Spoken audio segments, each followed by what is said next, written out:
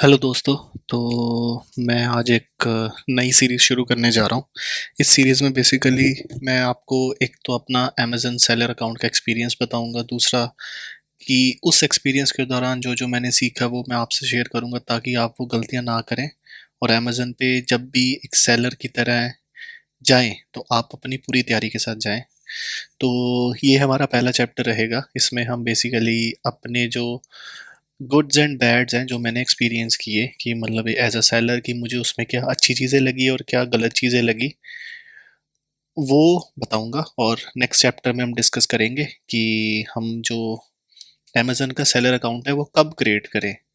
हमारे पास obviously option होगा, जैसे हमारे पास अपना जीएसटी आता हम क्रिएट कर देते हैं, बट मैं ये सुजेस्ट करूंगा कि हम उस टाइम ना क्रिएट करें, बट उसे तब क्रिएट करें जब हम पूरे रेडी हों। हाँ, उस रेडी होने में जो जो हमारे प्री रिक्विजिट्स हैं वो भी मैं शेयर करूंगा चैप्टर 4 में।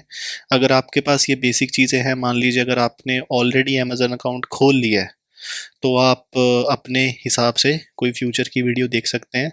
बट अगर आप इस पूरे चैप्टर्स को सुनना चाहते हैं, मैं यही सजेस्ट करूंगा कि आप सुने और तभी आगे बढ़ें, क्योंकि इसमें बड़ी इंपॉर्टेंट चीज़ें हैं जो मैंने मिस की क्योंकि मुझे एक्सपीरियंस नहीं था और उस कारण मुझे काफ़ी नुकसान हुआ है। नुकसान और उस कारण मुझे कुछ कुछ डिलेज हुए हैं अपनी सेल्स लाने में, जो मुझे लगता है कि शायद आप ना करें और आपका उतना नुकसान नहीं हो। तो शुरू करते हैं। चलते हैं सबसे पहले कि जो अच्छी चीज़ें हैं अमेज़न की। हमें ये पता है कि अमेज़न पे जो लिस्टिंग है वो बहुत इजी है, आप इजीली सेलर बन के उसमें लिस्टिंग कर सकते हैं।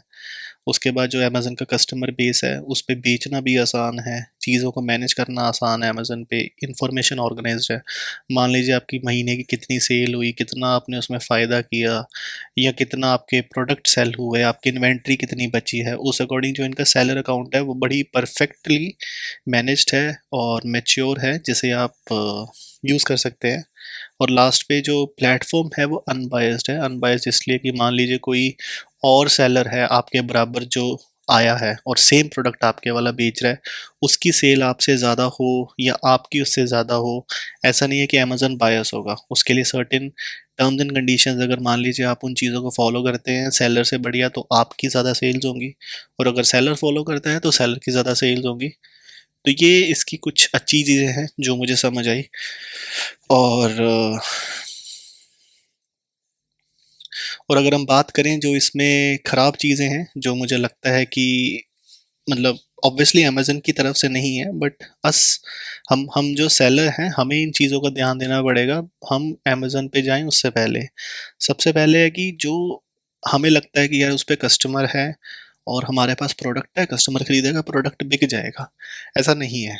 हमें उस पे बेचने के लिए कस्टमर को बहुत ज़्यादा चीज़ों का ध्यान रखना पड़ेगा। सबसे पहले जो हमारी लिस्टिंग है वो अमेज़न पे रैंक कैसे करें, हम ऐड चलाएं, ऐड कितने की चलाएं, कितने रुपए पर लीड की ऐड होनी चाहिए।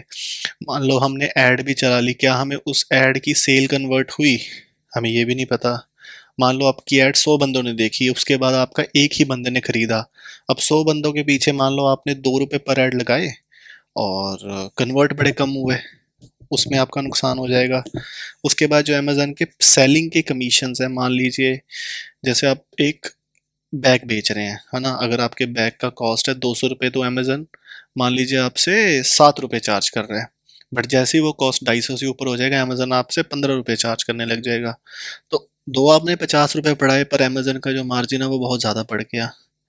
तो इस चीज़ का भी आप कैसे ध्यान दें। फिर उसके बाद जो आपके करेक्ट कस्टमर्स हैं उनके पास आप कैसे जाएं और उसमें करेक्ट मार्जिन कैसे ढूंढें।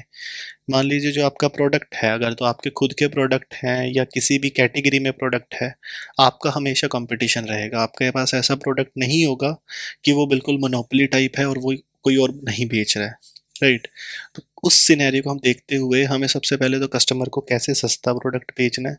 अगर हम महंगा बेचना चाहते हैं तो हमारा प्रोडक्ट ऑब्वियसली प्रीमियम होना चाहिए, तो उस चीज़ को भी हमें देखना पड़ेगा। और फाइनली जो हम एड्स रन कर रहे हैं उन एड्स को हम सही तरह से कैसे रन करें ताकि हमें सबसे ज़्यादा फ़ायदा मिले। तो ये सब मेरी गलतियाँ थी जो मुझे नहीं पता था, और मैं चाहता हूँ कि आप सब इनको समझें और इन्हें अवॉइड करें। तो ये था शॉर्ट सा वीडियो पहले चैप्टर का, चैप्टर 0 का, जो मेरा अमेज़न के साथ एक्सपीरियंस था। और कल मैं आपको बताऊंगा कि हमें अमेज़न पे सेलर अकाउंट कब क्रिएट करना चाहिए।